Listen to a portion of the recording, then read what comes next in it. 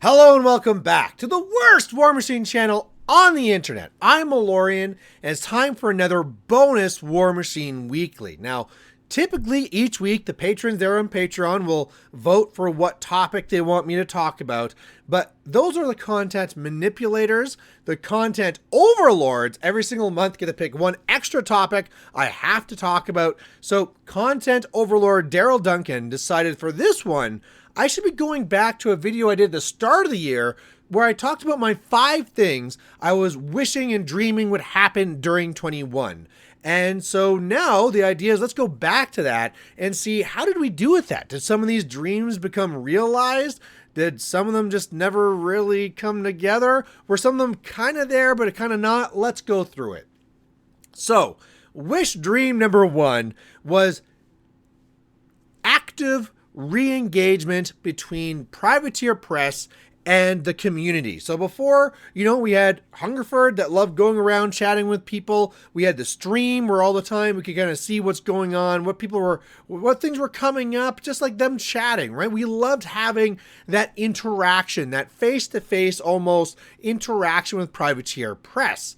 And that disappeared when, start of COVID and people leaving and stuff like that. So I was really hoping in 2021 they'd do this again, because especially it's almost free, right? Like to go and like what I'm doing here, right? For me to turn on a mic and talk and post this out, sure, there's time, but it's not like there's a money investment I have to do for this. And so it's something that privateer press could very easily do. Now, clearly, they did not do their streams anymore. That did not occur. However, they do have now Lauren that's really going out there and trying to communicate with everybody out there on Facebook. So whenever there's different questions and stuff, Lauren's doing a great job of jumping in there and trying to either give the answer or send them to the right area. And for like Faye, there's been some really good insiders that came out saying, look, this is what's going on. This is what I'm working on with this big dynamic update. This is what's coming next. So I gotta give at least part marks here, right? It's not the full thing I hoped, but honestly, it was really, really good, and I liked it a lot. I guess another thing I didn't mention too with this is that there was a lot of, staff that were going on podcasts before, and that also happened a little bit here as well, right? Faye went on to some podcasts. So that's good as well. So we got part way there. So for the first one, like my thumb's kind of up, that's how we're looking for this one. All right, the second one I wanted was actually more for the community to embrace online gaming, right? We know this is still COVID. We know that there won't be full in-person gaming. I want to see these things being done online. I want to be seeing online tournaments, tournament circuits, online conventions. Why not, right? These things we can make happen.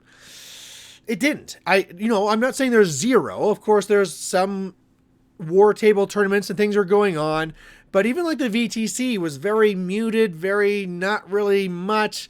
I was really hoping this was going to get more influence and more just rolling down the tracks for everybody, because this is something that gave us benefit, not just from right now with COVID, but all the time, right? How often does a person in the United States get to play against a person in Australia? Probably never. However, online, you can play against anyone wherever they are in the world, which also really says there's the accessibility, but it actually then also gives us the ability to actually say who is better? Because when we do things like the WTC, it really is the best players that can afford to go, not necessarily the best players. Once you even that by putting it online, well, then now we can actually see all these things.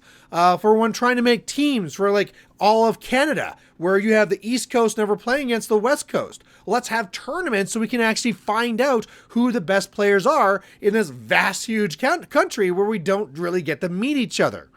These things didn't happen. So this one's a big thumbs down. I was really hoping this would take off, and it kind of just stopped for the most part. So that is very, very unfortunate. You do have the people there like Warmachine that are going to be like, look at the things you can do here on War Table, and that's great. But it really, and again, thank you to the people out there that are using it. But hey, I realize here locally, we get to play with some restrictions in person again. And once you can do that, that stuff falls away. So I can understand where that ambition's going to fall away, but still it's something where it can be really, really important. So that's really unfortunate. All right. Going along with this, number 3 is kind of connected, and that Privateer Press would also encourage online play. Now, let's see, I have to make sure this is not a future one. Okay, another one was I was also hoping from other separate things is that Privateer Press would, embrace Warmachine. They've actively encouraged it online publicly, so that's fantastic. But I wanted them to do that. I wanted them to be like, hey, now for Iron Gauntlet, we're going to be including tournaments that are online and, all these types of things to try and embracing this because it's all in their benefit, right? Sure, they don't own War Table, but people playing War Table are going to get hyped up to play Warmachine, and then once they can, buy Warmachine models. So it's a win-win if they embrace it, and that's another big thumbs down. Maybe even just 2 thumbs down, because there was like 0 there. There's 0, encouragement for it whatsoever. And that's, again, really, really unfortunate. All right, next one here, Privateer Press, ease up on model release. Now, this one might sound funny now, but at the time, things were coming out really fast, right? There was a lot of updates coming out all the time. It's like models. Here's your Archons. Here's this other stuff. Go.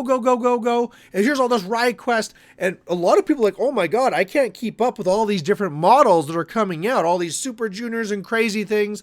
And so at the time, it actually was a wish of like, slow down. Now, I'm sure right now, people are actually like, no, we want some more. Come on, please. It's been a little bit quiet for a while, but I think that this year has been a good gauge of what it should be, right? There were some releases that came out, little drips coming out, nothing massive, but that's kind of what our Warmachine needs now, right? We're a very established game. We don't need tons of stuff. Sure, maybe now and then we can get a new faction coming in. Last one we had was, well done. So maybe next year, the year after, we know that Orgoth is coming. That's fantastic. But on years where we don't expect a new faction, we don't need to be having tons and tons and tons and stuff. So I feel like this year was like, if this is what we got all the time, I would be okay with that. So first of all, for the wish, yes, it was reduced, thumbs up, but also an extra thumbs up because this is kind of where I feel I'd want the game to be at. I want to see more dynamic updates as opposed to like more models, right? Like, let's bring balance before we just add on heaps of the things we have to go and adjust. So great there. The last thing I wanted to go and talk about is I wanted community positivity. The year before, and again, this is where this is coming from, there's like, oh, well, things are all broken. Look at this. You're just, power creep. You're throwing out this gas before, and you're never balancing your game. And there was a lot of negativity out there. Like, Privateer Press doesn't know what they're doing. I think they're going to be bought out. Everybody's leaving. Should I leave this game? Should we go back to Mark II?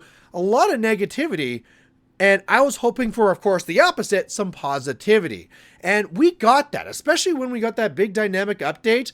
People are hyped about this game. They're loving the game. They're loving Privateer Press. They're like, yes, keep doing this. So, first of all, thumbs up for the community for being more positive. And then a thumbs up for Privateer Press for doing the things that are going to be making them more positive, right? By like, having reasonable amounts of releases, but then more importantly, having the things like the dynamic update that addresses their concerns. You're worried about power creep and balance in the game? Okay, let's address that. So, along with that, I am really hoping that they are going to continue to do this. Faye did say that they're going to be doing another one here in another few months, and then they don't know if it'll be like every year and a half, how it's going to be looking. But it's nice to see that they have a plan for that going future. It wasn't like, one and done, folks, that's it. This is something where I'm sure it's making people more positive about the game, knowing that they're going to continue to be doing their best and trying to keep the game as good as possible. So really, when I look over my list of hopes, active re-engagement, embrace online,